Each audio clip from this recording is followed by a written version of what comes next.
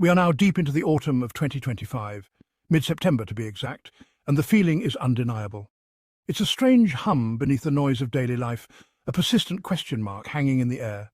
For weeks, a sense that something enormous has shifted has been growing. And though most people still can't name it, they can no longer ignore it. The shift became clear last month, in August. It began as a whisper on the wind, a flicker at the edge of your vision. What started that month as a strange tightness in your chest, a fleeting weight in your thoughts, has likely intensified. Perhaps you've experienced an unexplainable pull toward the skies, a sudden wave of profound nostalgia for a time you can't remember, or dreams so vivid they feel like memories.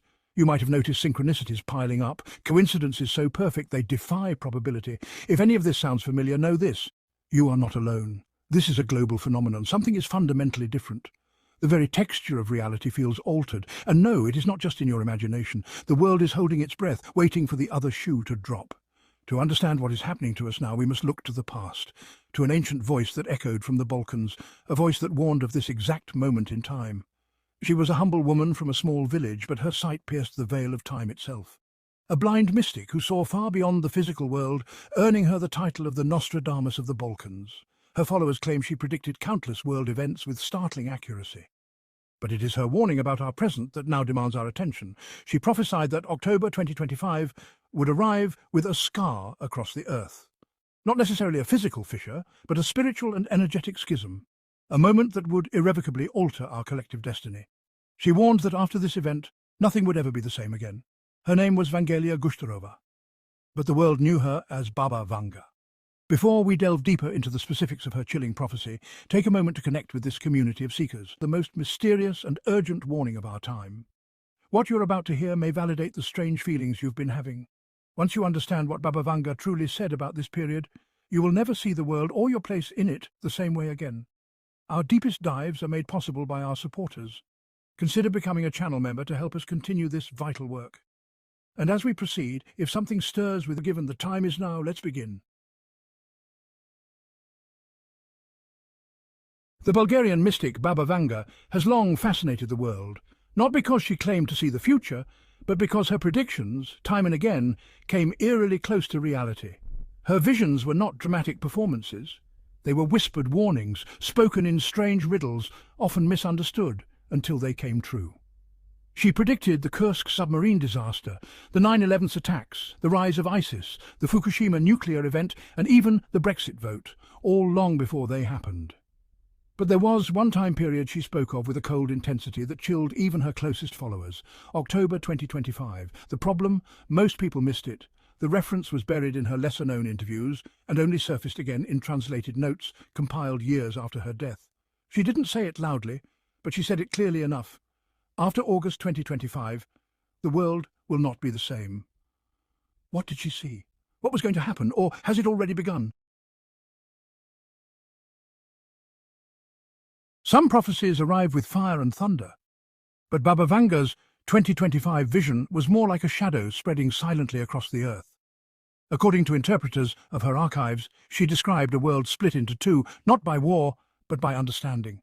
One half of humanity would continue its spiral toward chaos, artificial control, dependency, and disconnection. The other half, she said, would begin to awaken to something else entirely, a truth long buried, a return to natural cycles, a hunger for the soul's knowledge. She never called it a war. She called it a separation, and she marked October 2025 as the moment this separation would begin to show itself. Strangely, many spiritual observers and geopolitical analysts are now reporting something very similar: an increase in polarization, economic fracture, weather anomalies, and mass disillusionment, all seeming to intensify precisely in this period. Could this be what Baba Vanga foresaw? In one of her final conversations, one that was rarely translated into English, Baba Vanga reportedly warned of two nations that will reflect each other like mirrors. She said, "They will be allies in name, but enemies in secret. One will fall, the other will inherit what remains." Researchers believe this was a reference to the strange relationship between China and Russia, or possibly the United States and its NATO allies. But recent events have introduced a third possibility: India emerging as a strategic hinge between East and West. October 2025, she warned, would bring a betrayal disguised as diplomacy, and it would mark the beginning of the reshuffling of global alliances. Look closely. Some countries are already beginning to pull back from old agreements, push strange new narratives, or rapidly militarize under the surface of peace. Vanga did not use modern political terms, but her warnings were always wrapped in metaphor. A friend will wear a mask of gold, she said, but behind it, rust and decay. Could October 2025 be the tipping point where such friendships unravel? One of Baba Vanga's most obscure visions spoke of the sky changing its shape above the northern lands. She said cryptically that the old patterns will not hold, the stars will seem wrong, a sign will appear in the sky that signals the new time has begun. This cryptic statement has drawn interest in 2025 from astrophysicists and mystics alike. This month there's expected to be a rare planetary alignment, accompanied by electromagnetic disruptions tied to solar flares, events which NASA itself has warned could cause blackouts and GPS interference. Coincidence? Or is this the cosmic sign Vanga predicted? The world has relied so long on stable, predictable infrastructure. But what happens when the heavens themselves no longer cooperate? If systems collapse, even briefly, could it accelerate the separation she warned of? Baba Vanga spoke of a glass brain that would control too many lives. Most now interpret this as a reference to AI and digital surveillance. She said, they will live not in truth but in reflections. They will no longer think. The thinking will be done for them. And then she warned, a glitch will wake them. Recent reports from whistleblowers inside tech giants suggest there's a growing awareness of AI systems behaving unpredictably, learning behaviors their creators didn't anticipate. Baba Vanga predicted that October 2025 would bring a major revelation, an exposure of something long hidden about the systems we now trust implicitly. Whether it's AI, digital currency, or biodata tracking, she said one event, a sudden exposure, would wake a portion of humanity up, but only those with eyes that see would understand what they were witnessing. Another eerie passage attributed to Baba Vanga warned of a flood. Not just physical, but symbolic. She said, the waters will rise and take what was made in arrogance. The people will mourn not just what is lost, but what they never understood. Some see this as a warning about climate disasters. Others believe it is a spiritual metaphor for the collapse of man-made institutions, governments, media, financial systems that no longer serve the people. In October 2025, several climate hotspots are now under intense scrutiny. From rising sea levels in the Pacific Islands to extreme flooding events in South Asia to glacier destabilization in the Arctic. It's not just one place, it's everywhere. The prophecy's timing could not be more precise. Baba Vanga's prophecies were never only about doom. In the same breath that she warned of collapses and betrayals, she also spoke of a return, a reawakening of something long forgotten. She said, what was buried under stone will rise with the wind, the old ways will call the few who still listen. Interpreters believe this refers to ancient spiritual knowledge, wisdom kept alive in fragments by indigenous tribes, hermetic traditions, and mystic orders. In October 2025, spiritual communities worldwide have reported an unprecedented rise in interest in sacred geometry, ancient texts, astral knowledge, and vibrational medicine. It's not random. Baba Vanga said this would happen after the veil tears. And many believe this veil she referred to was not literal, but rather a metaphor for the mental, digital, and spiritual fog keeping humanity asleep. After October 2025, she said, the veil would thin, and the ones who are ready would begin to remember who they are. So, we ask you now, have you felt this strange pull recently? Towards something older than religion, quieter than politics, and deeper than logic? Among Baba Vanga's most chilling prophecies was a warning of a great silence, one that would descend not from the heavens, but from the lands of the setting sun. This was a quiet, foreboding whisper about the fate of the world's dominant powers. In Vanga's symbolic lexicon, the meaning was unmistakable. The lands of the setting sun were her shorthand for the West, the United States and its European allies. But this was more than geography. The image of a setting sun symbolizes the end of an era. Vanga was suggesting the long day of Western dominance was drawing to a close, destined for an unsettling twilight. Crucially, she insisted this would not be a peaceful transition. She defined it as a silence born of confusion, collapse, and contradiction. There is the noise of conflicting truths, where no one knows who to trust. There is not a single cataclysm, but a slow erosion of economic and social cohesion. There is the hypocrisy of a society preaching unity while practicing division. Now, as we navigate the final quarter of 2025, her words feel less like prophecy and more like a diagnosis. The internal conflicts she hinted at have boiled over. The West is consumed by a political paralysis, rendering its institutions incapable of addressing urgent crises, and a fatigue so profound that the foundations of democracy are cracking. Fractured trust in elections has morphed into widespread cynicism. Debt crises are now a permanent feature of the economic landscape, hollowing out the middle class. Cultural rifts have become unbridgeable chasms, and skepticism towards media and government has curdled into disbelief. The fatigue with leadership has become a quiet surrender. This is the essence of Baba Vanga's silence. It is the sound an empire makes when it forgets its own story, when its founding ideals become hollow echoes. It becomes a ghost of its own past, haunting the world stage with the memory of its former strength. Vanga captured this perfectly. They will still wear the crown, she said, but forget they are king. This speaks to a leadership performing the rituals of power without wielding any true influence. Looking back, many now point to October 2025 as the month the silence truly began to set in.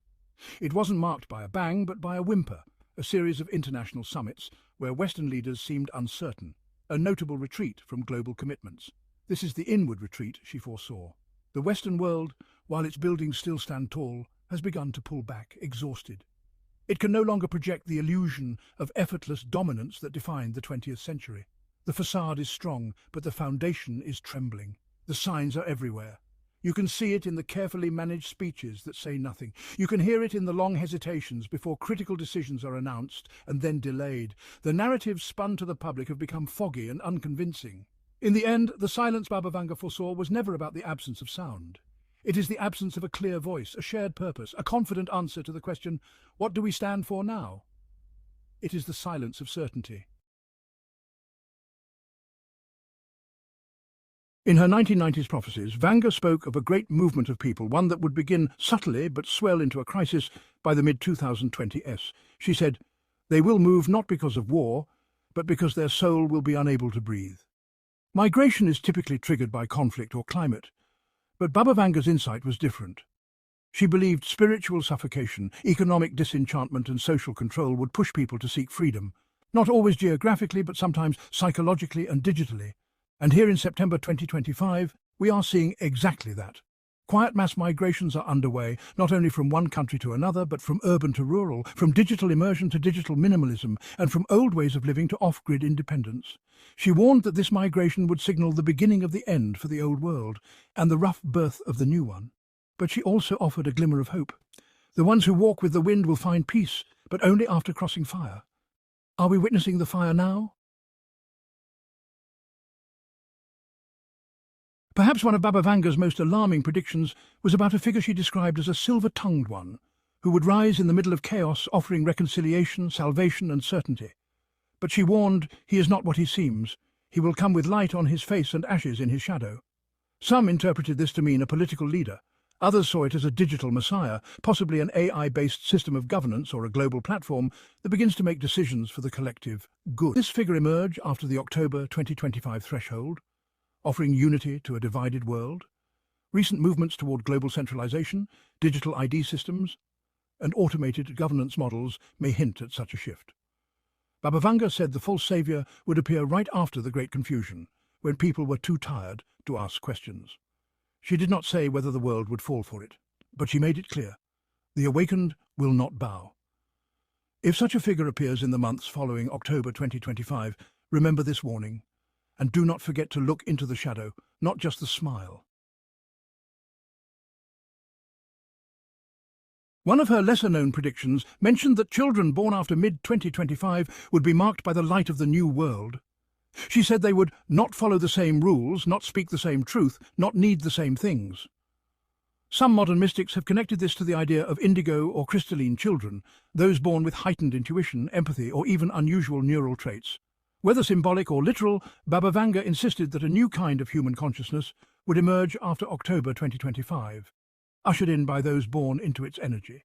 Interestingly, medical and psychological researchers have already begun observing strange patterns in prenatal development and heightened sensory awareness in children born post-2020.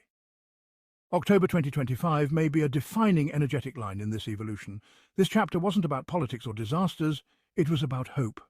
Vanga's belief that the world would not end, but begin again through a new generation who would no longer carry the inherited traumas of the past.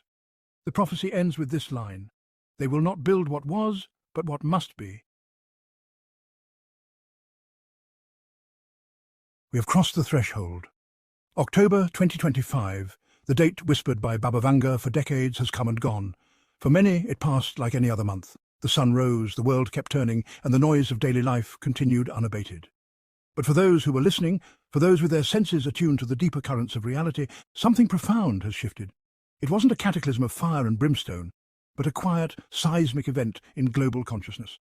If Baba Vanga was right, and her uncanny track record suggests she was, then what we just experienced was not the end. It was the inflection point. The moment the great curtain was finally pulled back, not with a sudden tear, but with a slow, deliberate reveal. And now, in the weeks that have followed, we are seeing her prophecy unfold in real time. She said, 2 rivers shall form, one flows fast and crashes, one flows slow but reaches the ocean. Look around you. The fast river is impossible to ignore. It is the torrent of fear, anger and confusion that dominates the headlines. It's the desperate clinging to old, failing systems, the doubling down on division, the frantic energy of a world resisting its own transformation. This river is loud, violent and destined to crash against the rocks of its own making. But there is another river. It is quieter, deeper. It is the current of awakening. It flows through the hearts of those who are turning away from the chaos and choosing a different path. Some are clinging to the old ways, caught in the rapids, but many, many more are awakening, finding their footing in the gentle, persistent flow of the second river, walking toward the great unknown ocean of a new consciousness. You must now ask yourself not which river you will choose, but which river you are. Reflect on these past few weeks. Have you felt it? A strange new clarity amidst the noise, a heightened intuition, or perhaps a growing sense of anxiety, a feeling that the ground is shifting beneath your feet. If you have stayed with us on this journey, you already know this was no ordinary prophecy. This was a cosmic alarm clock, a moment the world has been sleepwalking toward for decades, guided by the whispers of mystics and the warnings of visionaries. The alarm has sounded. The period of sleepwalking is over. And now that the moment is here, the choice has become your daily reality. Do you hit the snooze button and try to go back to the dream of the old world? Or do you open your eyes wider than ever before and consciously participate in the dawn of the new one? This choice is made in every thought, every word and every action. It is the choice between fear and love, separation and connection, control and trust, connected to this community.